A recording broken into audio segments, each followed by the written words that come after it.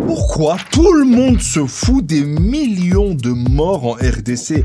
Non, parce que c'est une dinguerie comme en ce moment, on parle plus d'un casque de ski qui peut aller sur YouTube que du massacre d'une population. Du coup, on va essayer de comprendre pourquoi la communauté internationale ne fait presque rien pour la RDC. Peut-être parce que les Congolais sont loin, on sait pas.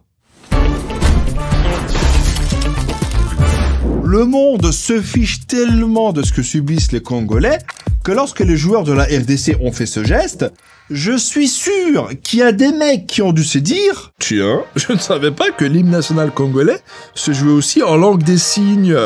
Tu vois, c'est pour ça que j'aime l'Afrique. Wakanda forever !»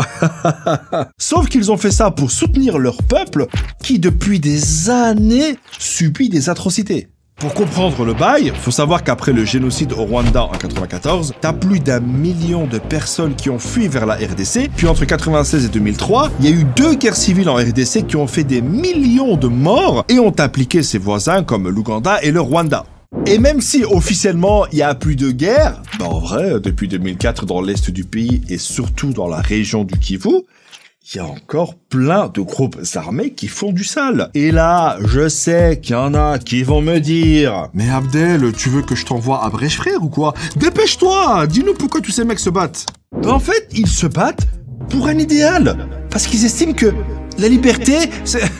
Non, je rigole. Ils se battent pour contrôler des ressources naturelles. Et là, j'imagine que tout le monde est choqué. Parce que ouais, la RDC est ultra riche. Et pour vous donner une idée de l'importance de la RDC dans notre monde, si demain elle ferme ses portes, faudra apprendre à faire du feu. La RDC, elle a de l'or, des diamants, de l'uranium et d'autres choses que je ne sais même pas écrire. Elle abriterait aussi environ 60% des réserves mondiales de cobalt qui servent par exemple à fabriquer nos téléphones et nos ordinateurs. Du coup, c'est dingue de se dire que ce qui devrait aider la RDC est en train de la tuer. Parce que c'est pour gratter un morceau de toutes ces richesses que le sang coule. Je pense que là-bas, les ingénieurs, ils suivent pas les détecteurs de métaux, mais les groupes armés. C'est comme un GPS. Et à la place de tourner à gauche, c'est au prochain coup de feu, vous êtes arrivés. Et parmi ces groupes armés, t'as le M23 soutenu par le gouvernement rwandais. Et là, je vais vous dire un truc vraiment dingue, mais je sais pas si vous êtes prêts. Je sais pas, je vous sens pas là. Écoutez, prouvez-le moi en vous abonnant à la chaîne. Ok, c'est bon. Vous êtes prêts? Écoutez bien. Il y a un tiers du coltan mondial qui passe par le Rwanda. Et le Rwanda, qui ne possède pratiquement pas de coltan, contrairement à ce que dit Kagame, est devenu, en quelques années, le premier exportateur de coltan au monde. Je sais pas si t'imagines, c'est comme si demain je te disais que le plus gros vendeur de sacs Louis Vuitton, c'est pas Bernard Arnault, c'est Mohamed Eni. Il y avait l'appropriation culturelle, et maintenant on a l'appropriation économique. Et le pire, c'est que tout le monde est au courant, mais personne ne fait rien. Alors non, il y a quand même eu des accords de paix et des résolutions des Nations Unies, et il y a aussi des casques bleus qui sont sur place depuis 25 ans. Mais maintenant, on leur a dit d'aller voir ailleurs si j'y suis. Je sais pas si t'imagines, 25 ans. Les mecs, ils ont dû être aussi efficaces qu'une paire de chaussettes blanches avec un costume noir. Bon, on va mettre en place un programme ultra précis pour lutter contre ces massacres. Premièrement, les 5 premières années, on va commander l'imprimante. Ensuite, les 5 années suivantes, on va commander l'encre de l'imprimante. Colonel ou pas colonel? Et enfin, les 15 dernières années, on va imprimer les 15 pages qui détaillent ce qu'on doit faire. Je sais que ça représente une énorme charge de travail, mais n'oubliez pas pourquoi on est là.